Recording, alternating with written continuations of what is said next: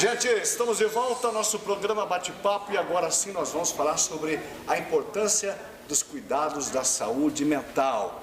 Acompanhe então a entrevista que nós fizemos com o Dr. Alcântara, Dr. Eduardo Alcântara, ele que é médico psiquiatra. Acompanhe comigo. Gente, agora o nosso bate-papo é com esse grande profissional, o Dr. Eduardo Alcântara, um dos melhores médicos psiquiatras do estado do Paraná. E o assunto hoje é um assunto que muitas vezes é tabu. Quem vai poder falar melhor pra gente é o Dr. Eduardo. O tabu quando se fala em saúde mental. Tem muitas pessoas que ainda dizem, mas meu Deus do céu, se eu contar para o meu chefe, para o meu gerente, para a minha patroa, para o meu pai, para o meu marido, né, para minha mulher, que eu quero ir no médico psiquiatra, puxa vida, eles vão me ver com maus olhos. Gente, não é nada disso, né? Nós temos que rever os nossos conceitos e cuidar bem da nossa caixa preta.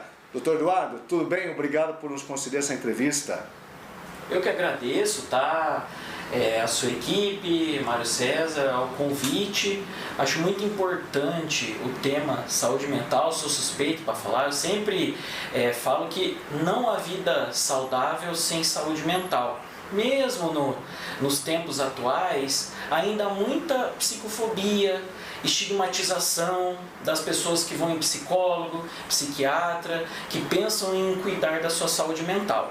Bem, primeiramente, eu gostaria de... Vamos falar um pouco, né, qual que é o conceito, né? Então, a própria Organização Mundial de Saúde caracteriza, né, a nossa saúde, a saúde mental está dentro da nossa saúde, né? Como eu disse, não vai ter uma vida, não tem como separar, né, a saúde mental da nossa saúde em geral. Tudo é aqui que comanda, né, doutor? Tudo é aqui. Incrível, né? Incrível. Bem, as pessoas necessitam buscar ajuda. Por que não? Se eu vou levar meu filho no pediatra, se eu estou com uma dor num braço, numa perna, eu vou ao ortopedista, me tirar um check-up, vou no clínico geral, fazer exames. Por que não? Posso ir ao psiquiatra, nem que for para uma avaliação inicial, tirar as dúvidas. Será que esse sofrimento que eu estou passando necessita de um acompanhamento? Não necessariamente, Mário, a gente vai no psiquiatra e vai sair com a receita. Necessita fazer um tratamento de longo prazo. É uma especialidade médica, assim como outras especialidades médicas. Seria correto então dizer, doutor Alcântara, que é desmistificar. É isso? Isso mesmo. Então assim, sabemos, contextualizando um pouco para quem está em casa, só para entender a dimensão disso, tá? A Organização Mundial de Saúde estima que mais ou menos em torno de 700 milhões, até perto de 1 bilhão de pessoas no mundo são portadoras de algum transtorno mental, quaisquer. Bem, Brasil é o país, é classificado como um dos países mais ansiosos do mundo. Tá? 9,3%, quase 10% da população sofre em algum momento, né, da vida vai sofrer de uma ansiedade patológica, ou seja, uma ansiedade incontrolável. Tem algum motivo que desencadeia tanto a ansiedade assim a nível Brasil, doutor? Olha, as pesquisas apontam assim, não apontam motivos específicos. Bem, a gente está vivendo o contexto da pandemia agora, né? Eu acho que essas estatísticas até aumentaram. A ansiedade, ela é conhecida como uma característica humana, mas quando ela passa de um limite, é uma característica até evolutiva, tá? A ansiedade, todo ser humano, é difícil a gente achar um ser humano que não tem nada de ansiedade. A ansiedade é o que faz aquele frio na barriga, faz a gente chegar no horário, faz a gente se programar. Quando essa ansiedade passa no limite, a gente conhece como ansiedade patológica. Então, ou seja, até um certo ponto, ele serve como a nossa mola propulsora e um senso de defesa. Passou de algum limite, ele já começa a ser pernicioso à saúde. Isso, exatamente, Mário, exatamente. A sua colocação foi muito boa. Passou desse limite, aí começa a atrapalhar a vida. Por isso que a gente chama a ansiedade patológica. Existem vários transtornos de ansiedade, que são transtornos. Atrapalha a vida da pessoa, vai causar um déficit na sua vida laboral, na sua vida social. E se é um transtorno, necessita de um acompanhamento. Não, em relação à ansiedade, não necessariamente todos os casos vão ter que fazer um acompanhamento com um médico psiquiatra, porém, pelo menos psicoterapia, ir no psicólogo. Então, por isso que é muito importante programas como o seu, na TV aberta, falar sobre a saúde mental, os transtornos mentais, para quebrar um pouco desse estigma e ajudar as pessoas, porque muitas pessoas não buscam ajuda porque tem medo. Prevenção é a alma do negócio, doutor?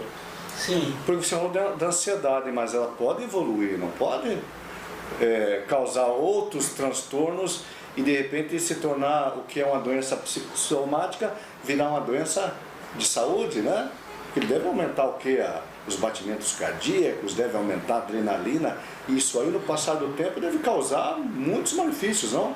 Isso, exatamente, Mário. A gente sabe que os transtornos mentais, as causas, não tem como a gente apontar uma causa específica, é multifatorial. Tem causas genéticas, causas metabólicas, causas ambientais, como a pessoa vai se portar ali com o meio que ela vive, as reações dela, são fatores estressores que às vezes vão culminar em um transtorno mental. E a gente sabe, um exemplo, só o exemplo da ansiedade, que é uma das minhas áreas de estudo. Uma pessoa com uma ansiedade crônica, uma ansiedade de um nível muito alto, que não busca ajuda, aumenta o risco cardiovascular. Puxa vida. E ela trava, né, doutor? Trava para a vida, não é isso? Fica ali, nem para frente e nem para trás. Quem já não passou, né, Mário, um momento de extrema ansiedade na vida, que seja um momento em si, é muito comum. Eu tenho um concurso amanhã, hoje eu estou com dor de barriga, é até saudável, né? Alguns momentos de ansiedade. Mas pensa uma pessoa que vai viver num estado de tensão, daquela ansiedade antecipatória, tenso a todo momento e não consegue desligar. Ansiedade seria correto dizer, doutor, que é sofrer por antecipação? Sim. Mais ou menos isso? Em geral, os transtornos ansiosos, que é o transtorno de ansiedade generalizada, que é bem comum, dos mais conhecidos, né? Uma das características é essa ansiedade antecipatória. A pessoa sempre vai estar preocupada com o futuro, ela está sofrendo por antecipação, só que de uma maneira patológica, Mário, que vai atrapalhar a vida dela. Então, de certa forma, é isso. Doutor, a ansiedade pode vir a gerar o pânico? Isso, o pânico... Ou são patologias distintas? Dentro do que a gente chama hoje em dia da ansiedade patológica, que é essa ansiedade que passou do limite, a gente tem os transtornos de ansiedade. O transtorno do pânico é um dos transtornos. Porém, um ataque de pânico isolado, ele pode aparecer em outros transtornos também, ou isoladamente na vida das pessoas. Mas existe o transtorno do pânico, de pânico, a síndrome do pânico, popularmente conhecida. E essa síndrome, esse transtorno, faz parte dos transtornos de ansiedade dentro das classificações atuais da minha área, da minha especialidade médica, a psiquiatria. Doutor Eduardo, hoje a gente vê que jovens, crianças, na mais tenra idade, já vem sofrendo ou apresentando quadros característicos de ansiedade. O que você poderia falar para pais, cuidadores, avós que estão nos ouvindo sobre esse tema? Em relação aos jovens, adolescentes, lembrando que a gente está vivendo momentos atípicos de pandemia, vou para a escola, não vou para a escola, posso ir, não posso ir, isso é global, é planetário, é um momento atípico, histórico, que eu acho que daqui a um século estaremos nos livros de história. Então não somente os jovens, quanto quaisquer pessoas que estão nesse sofrimento, o problema, Mário, é essa incerteza, né? Como que vai ser daqui 6 meses? Será que isso vai acabar? Como que vai ser daqui a 1 ano? Então as orientações, até já pegando um gancho, é bastante falado que nem no Janeiro Branco, na campanha Setembro Amarelo, como cuidar dos jovens, né? Sempre observar e acolher. Se meu filho, minha mãe, que seja meu filho, minha mãe, minha avó, meu pai, o adolescente em casa, a criança em casa, começou a se isolar, começou a mudar o padrão de comportamento. Acolha ele, converse, dê espaço para ele se abrir. Se ele não conseguir, Mário, é muito importante o suporte psicológico. Não precisa necessariamente, em primeiro momento, se você está desconfiado de algo, preocupado com algo, leve seu filho num psicólogo.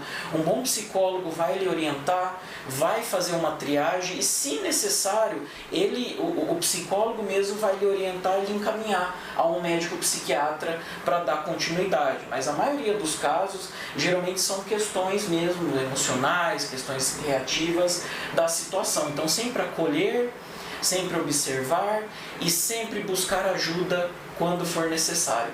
Você falou algo interessante, doutor, com relação aos pais e os filhos, né? Muitas vezes o pai não está preparado, né? E acaba pensando que a chamada, isso aí é uma frescura sua, meu filho, levanta, né? Então eu quero que você fale pra gente desse tema. Pegando nesse gancho, existe uma campanha da Associação Brasileira de Psiquiatria, a qual eu faço parte, que é a campanha contra a psicofobia. Psicofobia é o preconceito contra as pessoas que têm transtornos mentais, deficiências mentais. Pegando nesse gancho que você disse agora, existe muita estigmatização, como eu já bem falei. E isso atrapalha muito, porque frases como essas: erga a cabeça, você tem depressão, mas faça um pensamento positivo que vai dar tudo certo, reze, isso é falta de rezar. Então a gente tem que tomar muito cuidado. Atitudes como essa mais atrapalham do que ajudam, porque a gente entende os transtornos mentais como doenças mesmo, questões de saúde. Então, se eu estou com pneumonia, se eu estou com um quadro de uma infecção pulmonar, eu vou falar: Mário, tenha força de vontade, pense positivo, vai resolver a sua pneumonia, Mário? Então tem que tomar muito cuidado, porque essas atitudes mais atrapalham do que ajudam. Porque eu percebo no dia a dia da minha prática, muitas pessoas falam: Eduardo, se eu tivesse buscado ajuda há 1 ano, 2 anos, eu achei que se eu fosse no psiquiatra eu ia ser internado na primeira consulta, eu achei que se eu viesse aqui, minha família ia me julgar. Muito medo das pessoas buscarem ajuda e sofrerem esse preconceito. Mas você vai no psiquiatra, essa estigmatização, esse preconceito. Então essas frases mais atrapalham do que ajudam, atrapalham as pessoas que são portadoras, que estão tratando, e não estamos falando somente de transtornos mentais graves, tais como uma esquizofrenia. Estamos falando, como eu disse, 10% das pessoas do Brasil em torno vão ter problemas de ansiedade, que talvez necessitariam de acompanhamento de um médico psiquiatra. Então tem que tomar muito cuidado com isso, porque daí atrapalha, prejudica as pessoas que estão em sofrimento mental e prejudica as pessoas a buscarem ajuda, porque elas vão ficar com medo. Esses dias eu vi uma frase, doutor, de um profissional da saúde, que ele dizia o seguinte: quando você tem uma pessoa com alguma doença mental, uma doença psicossomática dentro de casa, a família toda muitas vezes carece de ajuda, fica todo mundo meio que doente naquela relação. O que você poderia falar a respeito? Isso, sim. Às vezes é muito pesado, né, para algumas famílias, algumas questões. A gente sabe que os transtornos mentais são multifatoriais, então assim, não é uma causa somente, há causas hereditárias, há causas ambientais. Então, às vezes, para algumas famílias, lidar com essas questões: o meu filho, a minha avó tem depressão, ela está no começo do tratamento, fica pesado. Então, muitos profissionais trabalham com a família, e o que eu digo para vocês: participem do tratamento, desde que a pessoa permita, que o profissional faça essa interlocução. E busquem ajuda também. Não necessariamente você vai ao psicólogo, no caso, ter um suporte psicológico, fazer acompanhamento psicoterápico, que você tem um diagnóstico, que você necessita de um tratamento a longo prazo. Então, busquem ajuda, acessem os psicólogos em primeiro lugar, dependendo da situação, do suporte psicológico à família. Então, é necessário também, muito importante. Perfeito. Doutor, para a gente finalizar o nosso bate-papo, eu quero que você fale agora com o teu expertise de consultório, de clínica psiquiatra. Claro que nós já falamos durante a nossa entrevista, não tem como não falar sobre a pandemia, né? Onde nós estamos já um ano, né, dentro desse contexto onde as pessoas sentem naquela situação, não tem para onde ir, né? Não temos o que fazer, é só esperar. E todo mundo está nessa medo, ansiedade, incerteza, insegurança, e vira quase que uma fobia, né? O que você poderia falar, pela tua experiência, sobre esse contexto que nós todos estamos vivendo aí? Ok. Mário, o tema da pandemia, não tem como falar de saúde mental, de saúde, sem citar a pandemia. É um tema de extrema relevância, onde o planeta todo passa por isso já há um ano, mais de um ano. Né?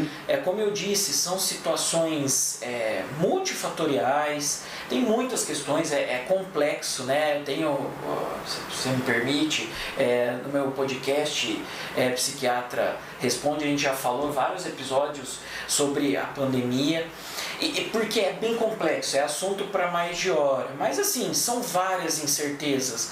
Tem pessoas que estão com problemas financeiros, a incerteza financeira, há muitas famílias, muita empatia com esse tema da pandemia, pessoal, porque muitas famílias, atualmente são 270 mil mortes só em nosso país, então a gente se sensibiliza com as famílias, muitas famílias enlutadas, em lutos com essas perdas, a própria situação do home office, de estar 100% online, as pessoas já estão, algumas um pouco por aqui, dessa vida somente tecnológica. O ser humano digamos assim, somos um ser, um animal humano, social, a gente precisa dessa interação. Então são muitos fatores, o fator da incerteza, todo esse complexo podem culminar, tanto é que as pesquisas científicas que estão saindo recentemente, já há alguns meses, indicam que as estatísticas de ansiedade e depressão, não só em trabalhadores da saúde, estão todas aumentadas no contexto de pandemia. Por isso, busquem ajuda. Bom, já que o doutor finalizou essa fala dizendo busque ajuda, eu aqui reforço a fala do doutor Eduardo, digo, olha, busque ajuda, gente. Prevenção é a alma do negócio. Por isso nós estamos aqui. Gente, para encerrar então o nosso bate-papo, se você quiser conhecer um pouco mais das campanhas sobre saúde mental, o doutor Eduardo tem um canal, né, onde é um canal de utilidade pública, né, doutor? Qual que é o canal onde as pessoas podem conhecer um pouco mais sobre saúde mental? Quem quiser saber mais informações sobre as campanhas de conscientização em saúde mental, pode procurar no YouTube o canal Psiquiatra Responde e se inscrever. Lá eu também faço algumas entrevistas, posto alguns vídeos sobre campanhas de conscientização em saúde mental. E nas principais plataformas, Spotify, Deezer, tem o podcast Psiquiatra Responde. Quem quiser vai ser bem-vindo a apoiar este projeto. Tá lá no Instagram também, né, doutor? Isso, meu Instagram é doutor.alcantara.psiquiatria. Lá também tem algumas informações úteis em saúde mental. Agradeço a oportunidade de divulgar o trabalho aí, das campanhas. Doutor, obrigado pela entrevista. Eu que agradeço a oportunidade. Muito obrigado a todos. Muito bem, gente, estamos chegando no final do nosso programa, né? Estamos aqui no